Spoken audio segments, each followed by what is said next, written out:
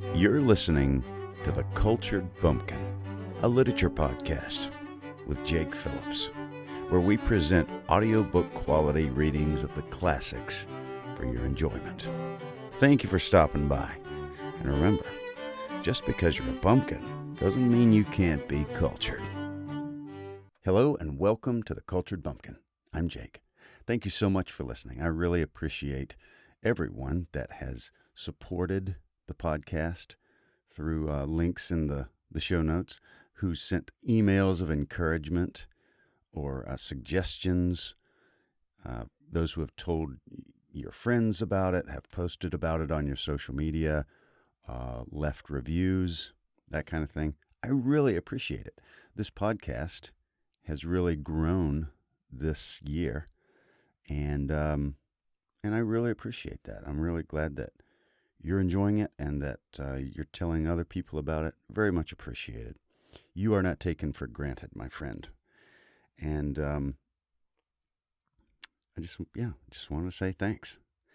Today, we have a first-timer. We have Jack London. That's what he was known as anyway. His real name was John Griffith Cheney, but Jack London was his writer's name, I suppose. It's what everybody knows him as. He was he did a lot of writing for American magazines. He was kind of a commercial fiction guy, and he was one of the first American authors to be internationally known and to make not just a living, but a fortune at writing. He was very successful, made a lot of money with his novels and short stories. And a lot of them are set in the North, Alaska, Canada, Yukon, Klondike, sled dogs, gold miners, all that kind of stuff. If you've ever heard the poem, The Cremation of Sam McGee by Robert Service, similar settings, right? It's man against nature, that kind of stuff. Very rugged. And this one is kind of set the same way. It's a real classic of his, and it's called To Build a Fire. And it's about, I don't know, what you would expect. A guy in the freezing cold, minus 70, as you'll hear in the story.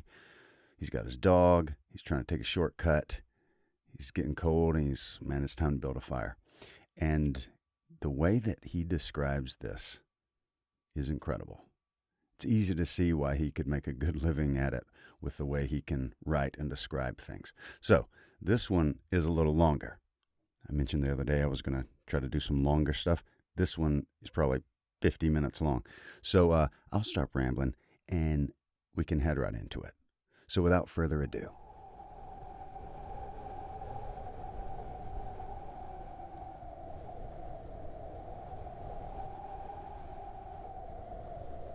To Build a Fire by Jack London. Day had broken cold and gray, exceedingly cold and gray, when the man turned aside from the main Yukon Trail and climbed the high earth bank, where a dim and little-traveled trail led eastward through the fat spruce timberland. It was a steep bank, and he paused for breath at the top, excusing the act to himself by looking at his watch. It was 9 o'clock. There was no sun nor hint of sun, though there was not a cloud in the sky. It was a clear day, and yet there seemed an intangible pall over the face of things, a subtle gloom that made the day dark, and that was due to the absence of the sun. This fact did not worry the man. He was used to the lack of sun. It had been days since he had seen the sun, and he knew that a few more days must pass before that cheerful orb, due south, would just peep above the skyline and dip immediately from view. The man flung a look back along the way he had come. The Yukon lay a mile wide and hidden under 3 feet of ice. On top of this ice, there were as many feet of snow. It was all pure white, rolling in gentle undulations where the ice jams of the freeze-up had formed.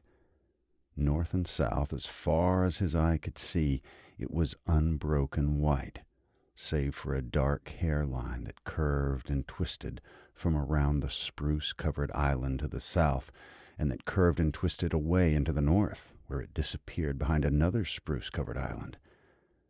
This dark hairline was the trail, the main trail, that led south 500 miles to the Chilkoot Pass, Dyea, and Saltwater, and that led north 70 miles to Dawson, and still on to the north 1,000 miles to Nulato, and finally to St. Michael on Bering Sea, 1,000 miles and 500 more.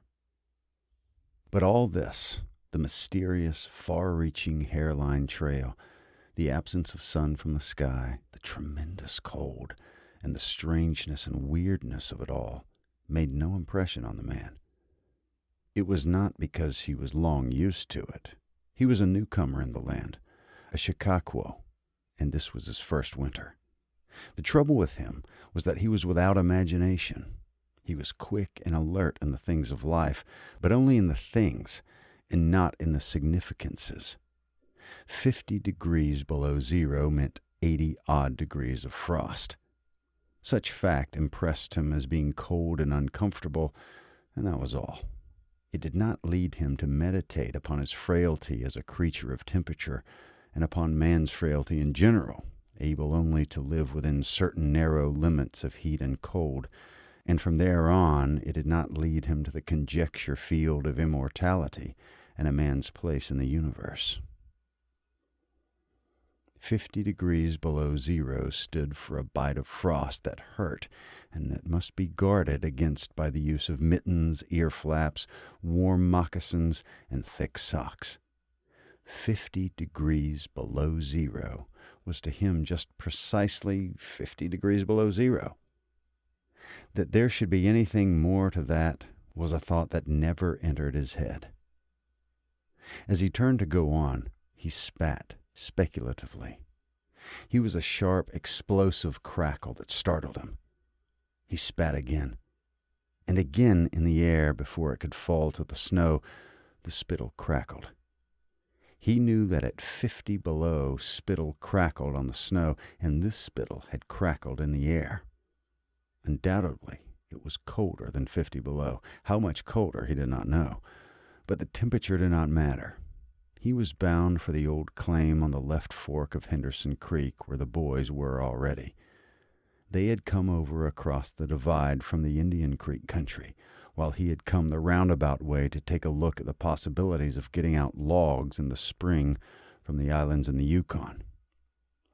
He would be into camp by 6 o'clock, a bit after dark, it was true, but the boys would be there, a fire would be going, and a hot supper would be ready. As for lunch, he pressed his hand against the protruding bundle under his jacket. It was also under his shirt, wrapped up in a handkerchief and lying against the naked skin. It was the only way to keep the biscuits from freezing. He smiled agreeably to himself as he thought of those biscuits, each cut open and sopped in bacon grease, and each enclosing a generous slice of fried bacon. He plunged in among the big spruce trees. The trail was faint. A foot of snow had fallen since the last sled had passed over, and he was glad he was without a sled, traveling light. In fact, he carried nothing but the lunch wrapped in the handkerchief. He was surprised, however, at the cold. It certainly was cold, he concluded, as he rubbed his numbed nose and cheekbones with his mittened hand. He was a warm-whiskered man, but the hair on his face did not protect the high cheekbones and the eager nose that thrust itself aggressively into the frosty air. At the man's heels trotted a dog, a big native husky, a proper wolf dog, gray-coated and without any visible or temperamental difference from its brother, the wild wolf. The animal was depressed by the tremendous cold. It knew that it was no time for traveling. Its instinct told it a truer tale than was told the man by the man's judgment. In reality, it was not merely colder than 50 below zero, it was colder than 60 below, than 70 below. It was 75 below zero. Since the freezing point is 32 above zero, it meant that 107 degrees of frost attained. The dog did not know anything about thermometers. Possibly in its brain there was no sharp consciousness of a condition of very cold such as was in the man's brain, but the brute had its instinct. It experienced a vague but menacing apprehension that subdued it and made it slink along at the man's heels, and that made it question eagerly every unwanted movement of the man as if expecting him to go into camp or to seek shelter somewhere and build a fire. The dog had learned fire, and it wanted fire, or else to burrow under the snow and cuddle its warmth away from the air. The frozen moisture of its breathing had settled on its fur in a fine powder of frost, and especially were its jowls, muzzle, and eyelashes whitened by its crystallized breath. The man's red beard and mustache were likewise frosted, but more solidly, the deposit taking the form of ice and increasing with every warm, moist breath he exhaled. Also, the man was chewing tobacco, and the muzzle of ice held his lips so rigidly that he was unable to clear his chin when he expelled the juice. The result was that a crystal beard of the color and solidity of amber was increasing its length on his chin. If he fell down, it would shatter itself like glass into brittle fragments. But he did not mind the appendage. It was the penalty all tobacco chewers paid in that country, and he had been out before in 2 cold snaps. They had not been so cold as this, he knew, but by the spirit thermometer at 60 mile, he knew they had been registered at 50 below and at 55. He held on through the level stretch of woods for several miles, crossed a wide flat of heads, and dropped down a bank to the frozen bed of a small stream. This was Henderson Creek, and he knew he was 10 miles from the forks. He looked at his watch. It was 10 o'clock. He was making 4 miles an hour, and he calculated that he would arrive at the forks at 12:30. He decided to celebrate that event by eating his lunch there. The dog dropped in again at his heels, with a tail drooping discouragement as the man swung along the creek bed. The furrow of the old sled trail was plainly visible, but a dozen inches of snow covered the marks of the last runners. In a month, no man had come up or down that silent creek. The man held steadily on. He was not much given to thinking, and just then particularly he had nothing to think about save that he would eat lunch at the forks and that at 6 o'clock he would be in camp with the boys. There was nobody to talk to, and had there been, speech would have been impossible because of the ice muzzle on his mouth. So he continued monotonously to chew tobacco and to increase the length of his amber beard. Once in a while the thought reiterated itself that it was very cold, and he had never experienced such cold. And as he walked along, he rubbed his cheekbones and nose with the back of his mittened hand. He did this automatically, now and again changing hands. But rub as he would, the instant he stopped, his cheekbones went numb, and the following instant, the end of his nose went numb. He was sure to frost his cheeks, he knew that, and experienced a pang of regret that he had not devised a nose strap of the sort Bud wore in cold snaps. Such a strap passed across the cheeks as well and saved them. But it didn't matter much, after all. What were frosted cheeks? A bit painful, that was all. They were never serious. Empty as the man's mind was of thoughts, he was keenly observant, and he noticed the changes in the creek, the curves and bends and timber jams, and always he sharply noted where he placed his feet. Once, coming around a bend, he shied abruptly, like a startled horse, curved away from the place where he had been walking, and retreated several paces back along the trail. The creek, he knew, was frozen clear to the bottom. No creek could contain water in that Arctic winter. But he knew also that there were springs that bubbled out from the hillsides and ran along under the snow and on top of the ice of the creek. He knew that the coldest snaps never froze those springs, and he knew likewise their danger. They were traps. They hid pools of water under the snow that might be 3 inches deep or 3 feet. Sometimes a skin of ice half an inch thick covered them, and in turn was covered by the snow. Sometimes there were alternate layers of water and ice skin, so that when one broke through, he kept on breaking through for a while, sometimes wetting himself to the waist. That was why he had shied in such panic. He had felt the give under his feet and heard the crackle of a snow-hidden ice skin, and to get his feet wet in such a temperature meant trouble and danger. At the very least, it meant delay, for he would be forced to stop and build a fire, and under its protection to bare his feet while he dried his socks and moccasins. He stood and studied the creek bed and its banks, and decided that the flow of water came from the right. He reflected a while, rubbing his nose and cheeks, then skirted to the left, stepping gingerly and testing the footing for each step. Once clear of the danger, he took a fresh chew of tobacco and swung along at his 4-mile gait. In the course of the next 2 hours, he came upon several similar traps. Usually the snow above the hidden pools had a sunken, candled appearance that advertised the danger.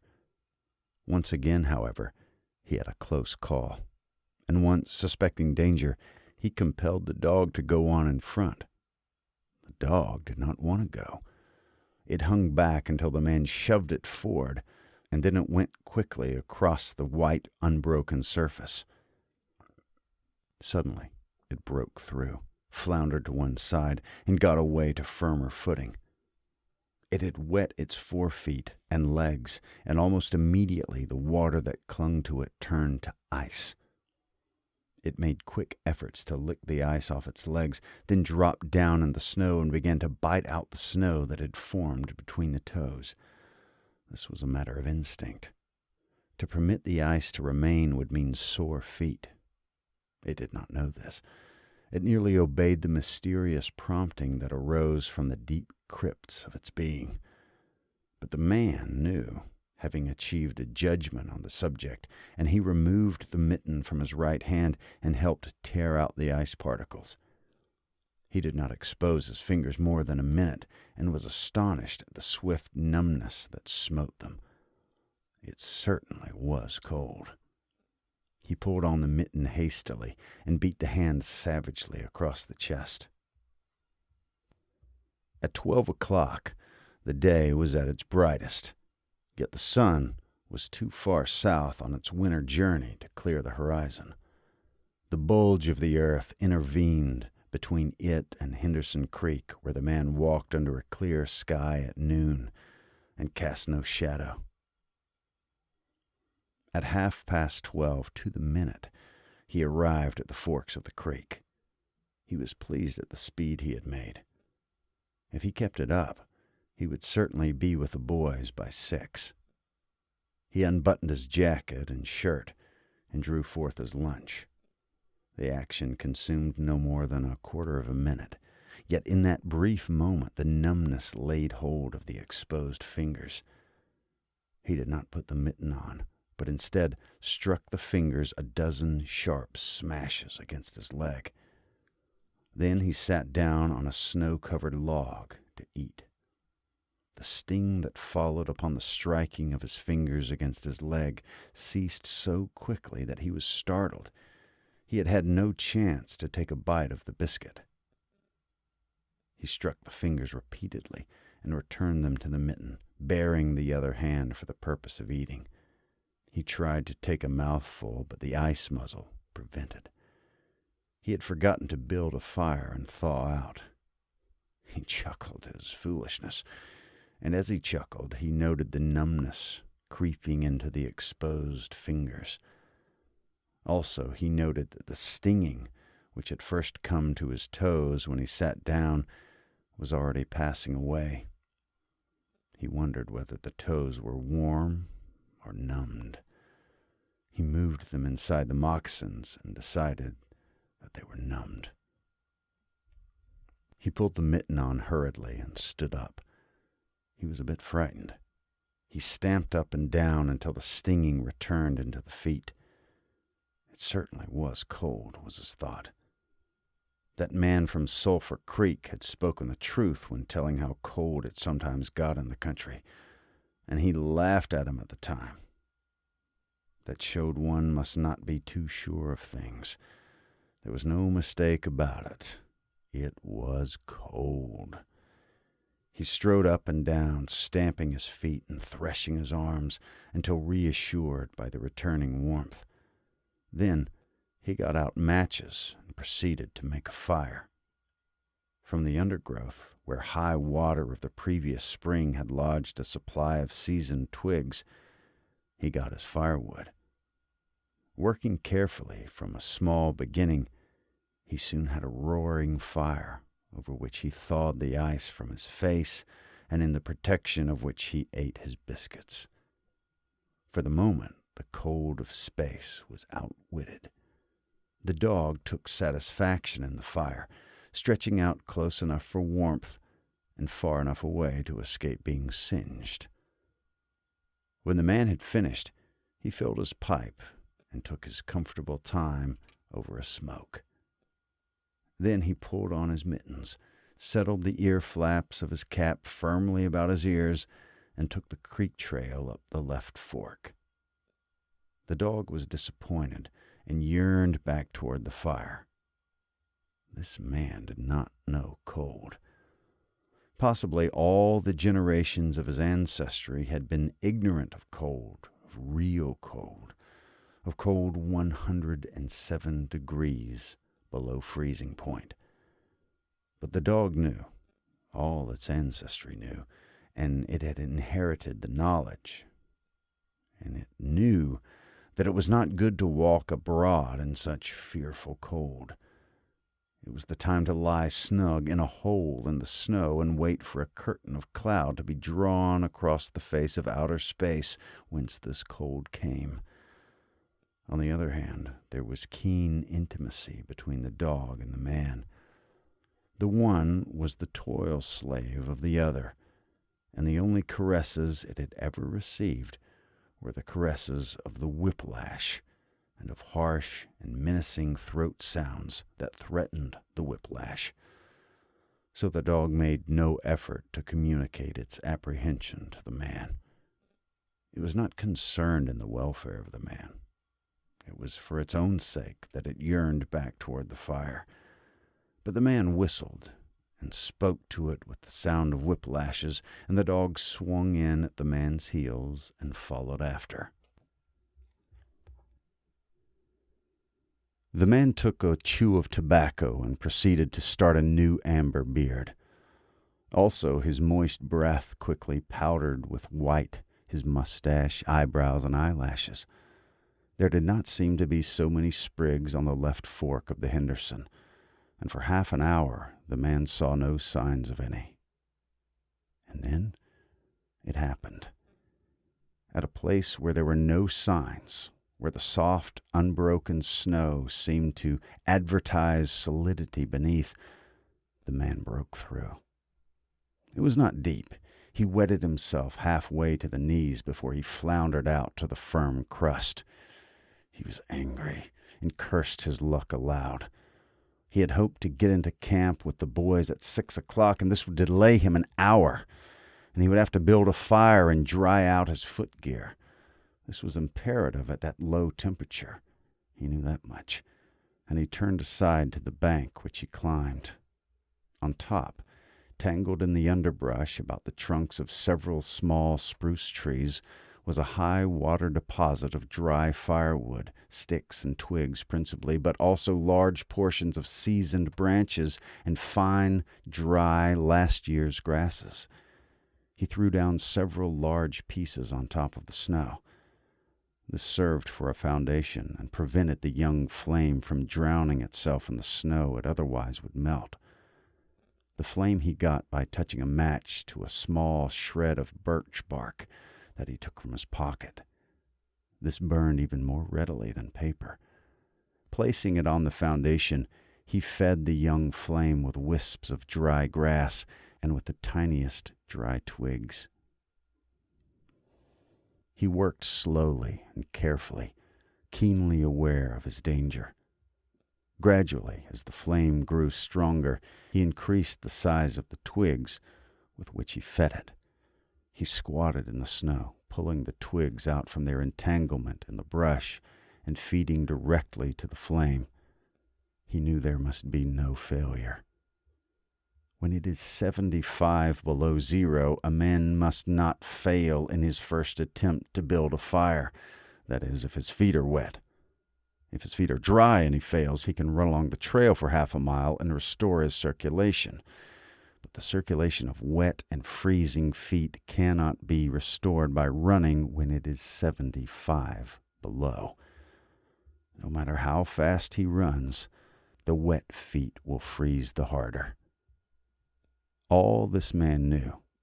The old-timer on Sulphur Creek had told him about it the previous fall, and now he was approaching the advice. Already all sensation had gone out of his feet.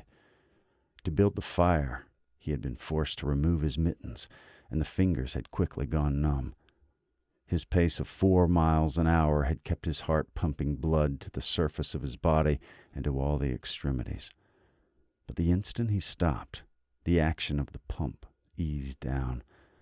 The cold of space smote the unprotected tip of the planet, and he, being on that unprotected tip, received the full force of the blow.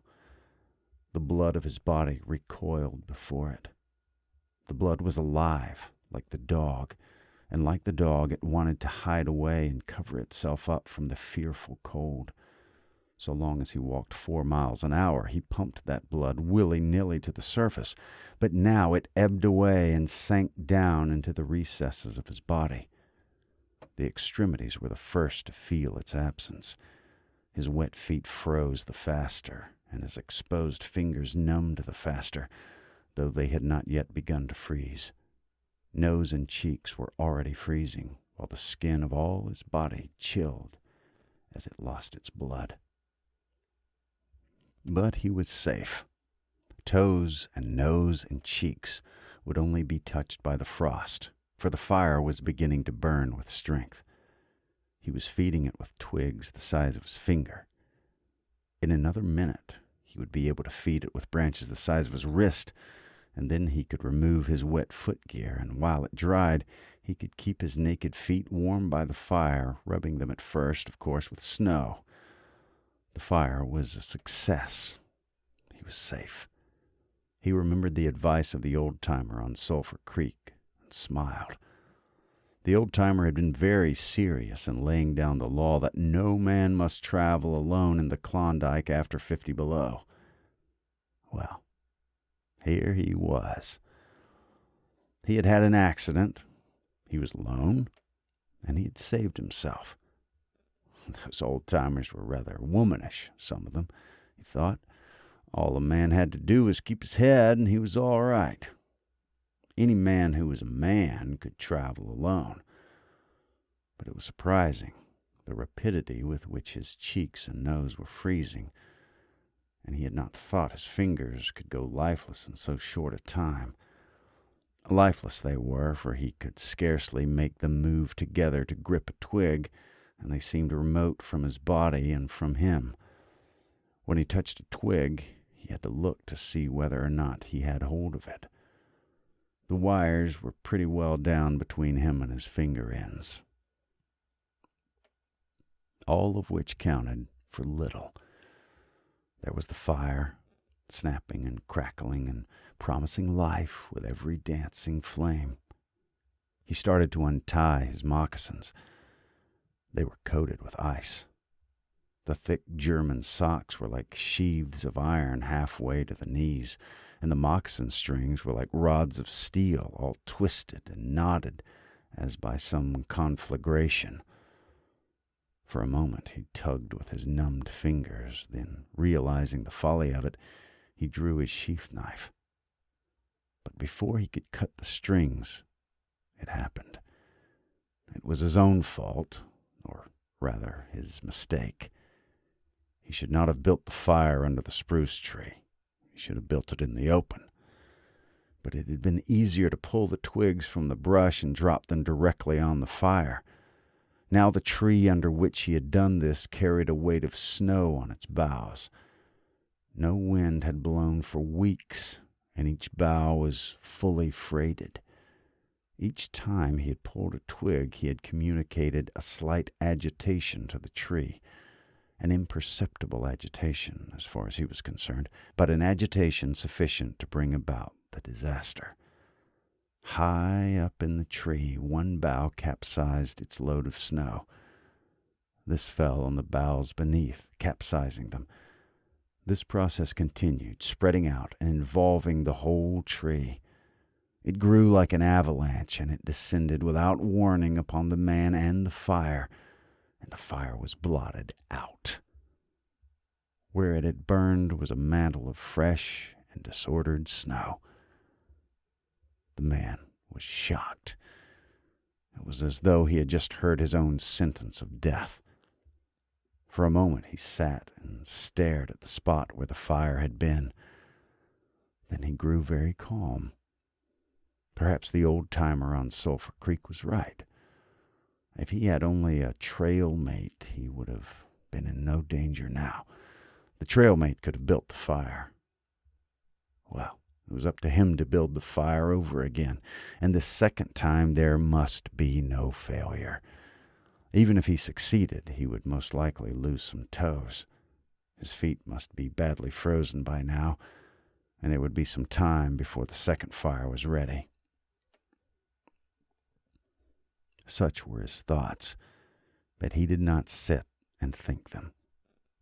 He was busy all the time. They were passing through his mind. He made a new foundation for a fire, this time in the open, where no treacherous tree could blot it out. Next, he gathered dry grasses and tiny twigs from the high-water flotsam. He could not bring his fingers together to pull them out, but he was able to gather them by the handful. In this way, he had got many rotten twigs and bits of green moss that were undesirable, but it was the best he could do. He worked methodically, even collecting an armful of the larger branches to be used later when the fire gathered strength. And all the while the dog sat and watched him, a certain yearning wistfulness in its eyes, for it looked upon him as the fire provider, and the fire was slow in coming. When all was ready, the man reached in his pocket for a second piece of birch bark. He knew the bark was there, and though he could not feel it with his fingers, he could hear its crisp rustling as he fumbled for it. Try as he would, he could not clutch hold of it. And all this time, in his consciousness, was the knowledge that each instant his feet were freezing. This thought tended to put him in a panic, but he fought against it and kept calm. He pulled on his mittens with his teeth and threshed his arms back and forth, beating his hands with all his might against his sides. He did this sitting down, and he stood up to do it. And all the while the dog sat in the snow.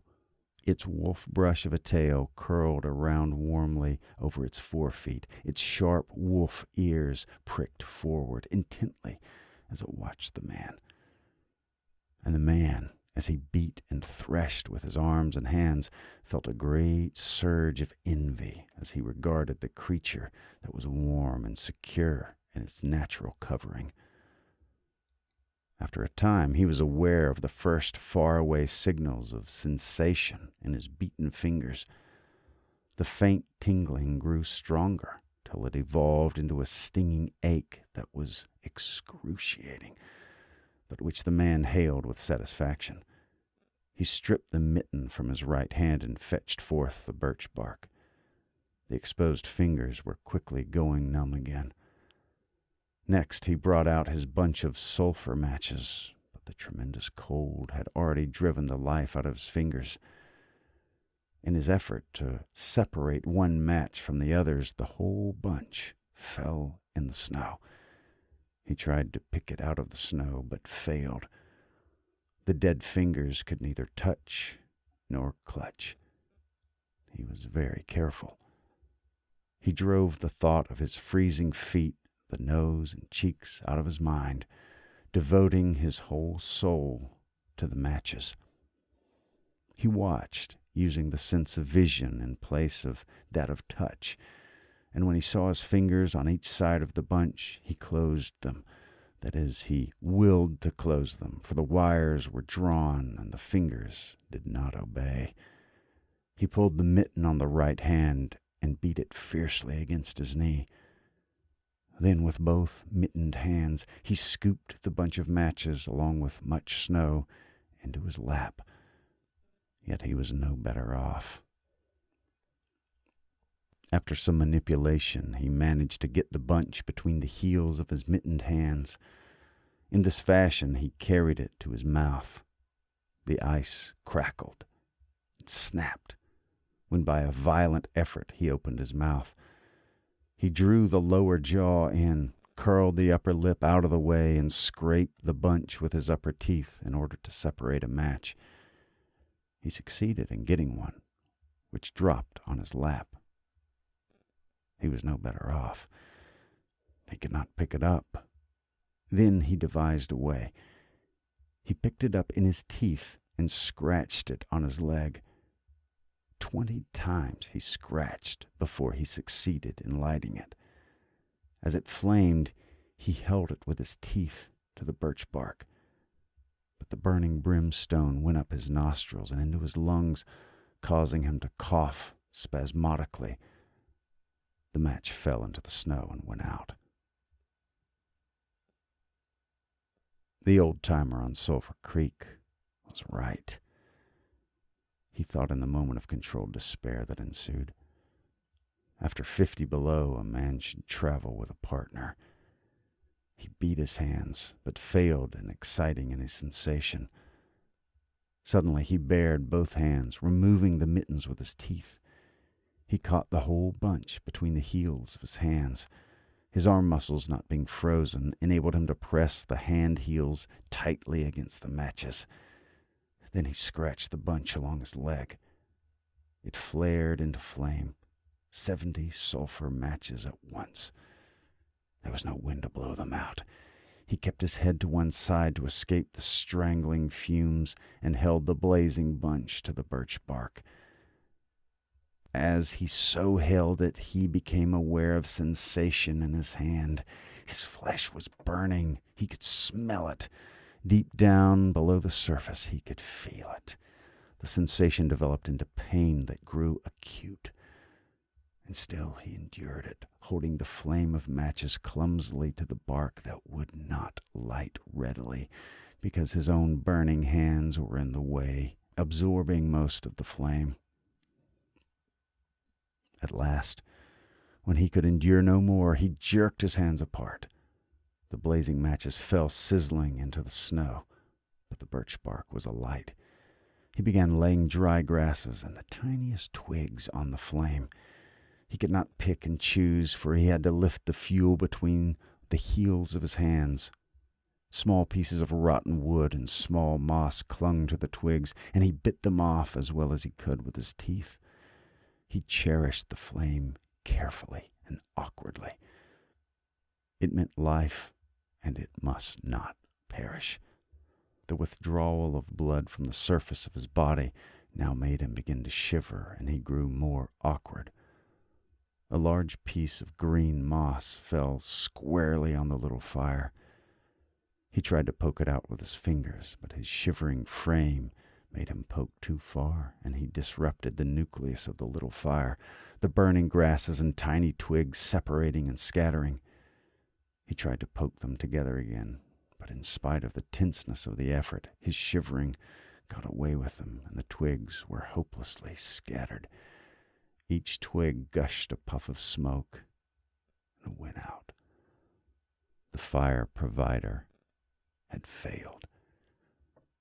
As he looked apathetically about him, his eyes chanced on the dog, sitting across the ruins of the fire from him in the snow, making restless, hunching movements, slightly lifting one forefoot and then the other, shifting its weight back and forth on them with wistful eagerness. The sight of the dog put a wild idea into his head. He remembered the tale of the man caught in a blizzard who killed a steer and crawled inside the carcass and so was saved. He would kill the dog and bury his hands in the warm body until the numbness went out of them. Then he could build another fire.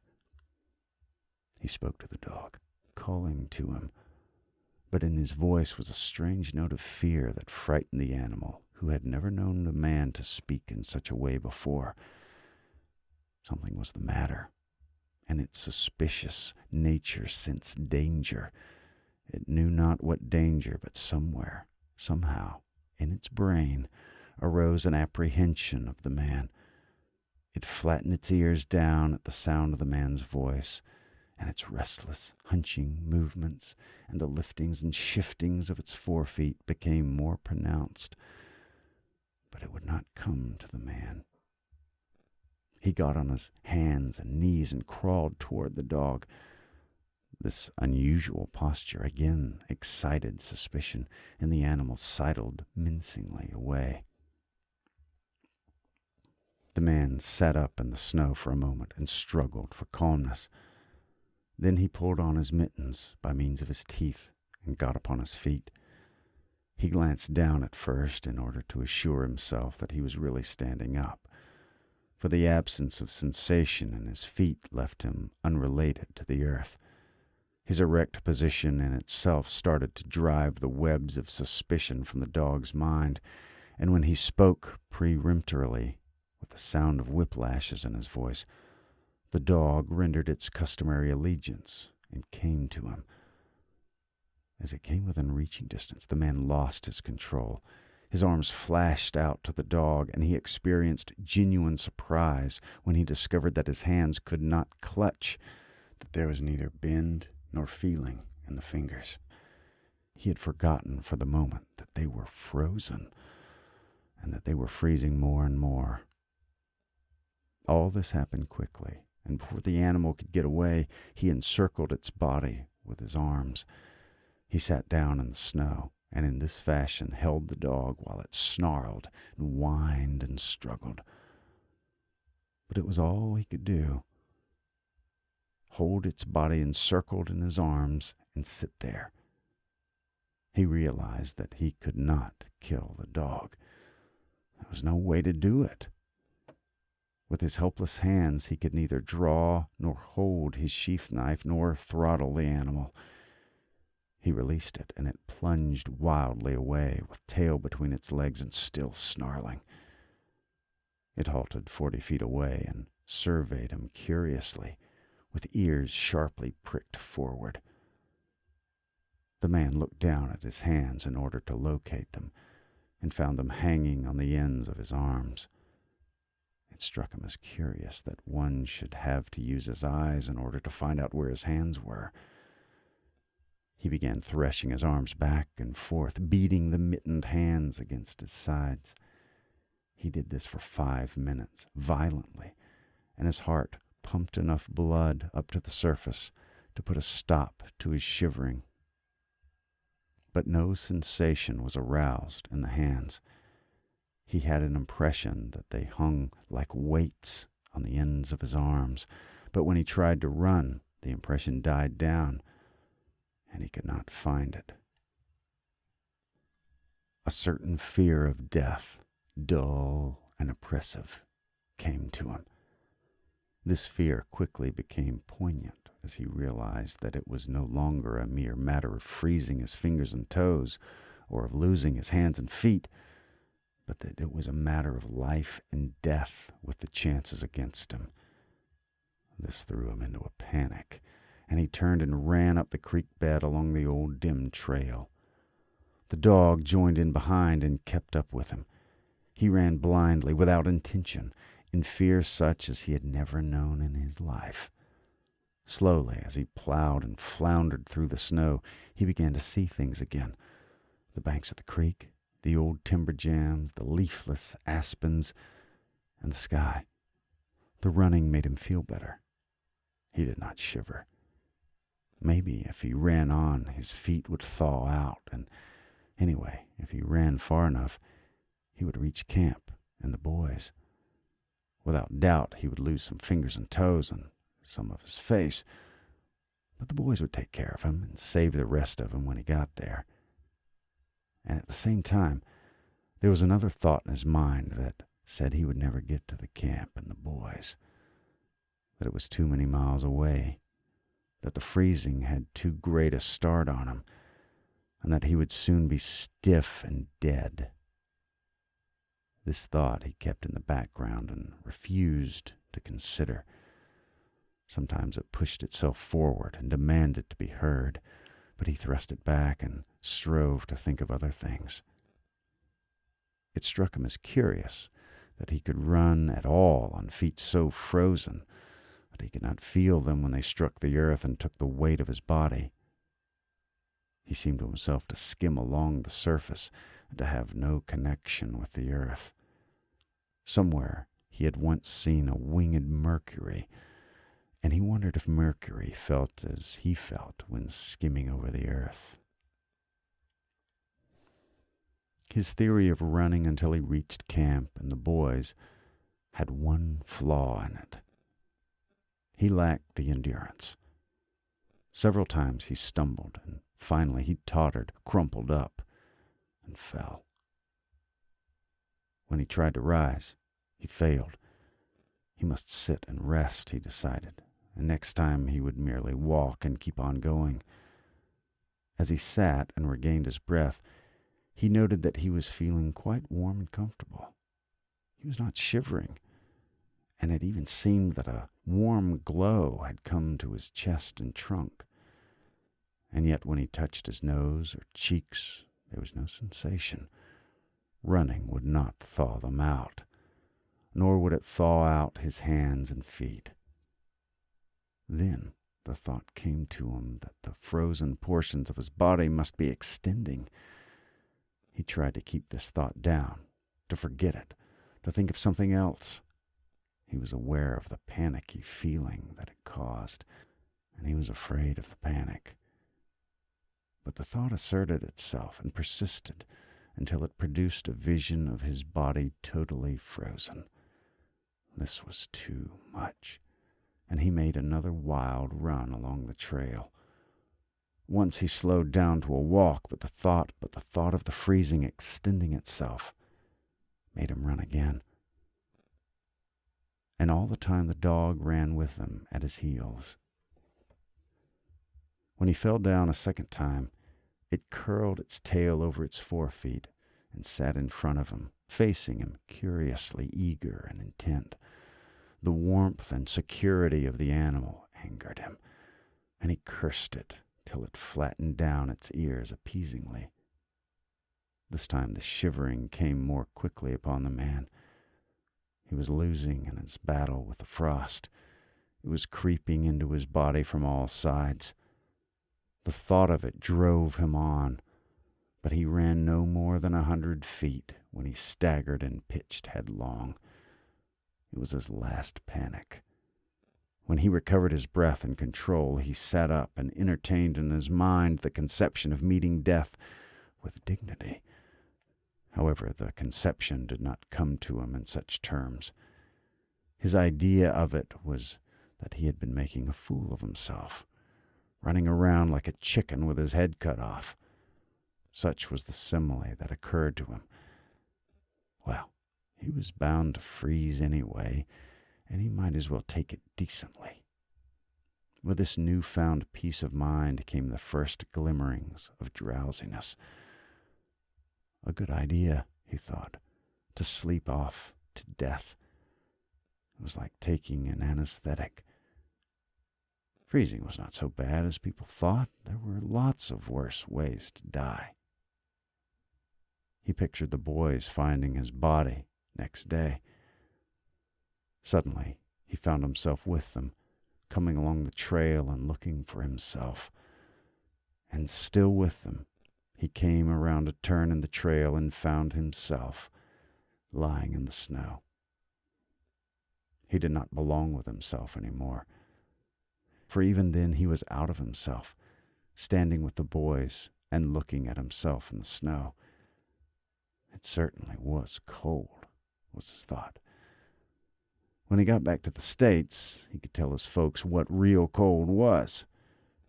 He drifted on from this to a vision of the old-timer on Sulphur Creek. He could see him quite clearly, warm and comfortable, and smoking a pipe. "You were right, old hoss. You were right," the man mumbled to the old-timer of Sulphur Creek. Then the man drowsed off into what seemed to him the most comfortable and satisfying sleep he had ever known. The dog sat facing him and waiting. The brief day drew to a close in a long, slow twilight. There were no signs of a fire to be made, and besides, never in the dog's experience had it known a man to sit like that in the snow and make no fire. As the twilight drew on, its eager yearning for the fire mastered it, and with a great lifting and shifting of forefeet, it whined softly, then flattened its ears down in anticipation of being chidden by the man. But the man remained silent. Later, the dog whined loudly.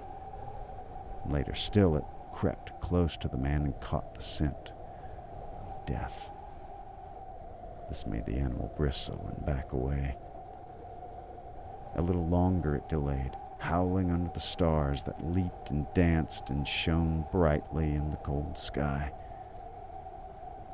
Then it turned and trotted up the trail in the direction of the camp it knew, where were the other food providers and fire providers. How about that, huh? Jack London. Thank you so much for listening. Please do subscribe, leave a review, and tell a friend. Thank you so much once again. Talk to you next time. You've been listening to The Cultured Bumpkin, a literature podcast with Jake Phillips. Thank you very much for listening. I really do appreciate it. If you enjoyed this, would you mind going and subscribing and leaving a nice review on whatever podcast platform you heard this on? I would really appreciate it. Thank you very much for listening, and we'll see you next time.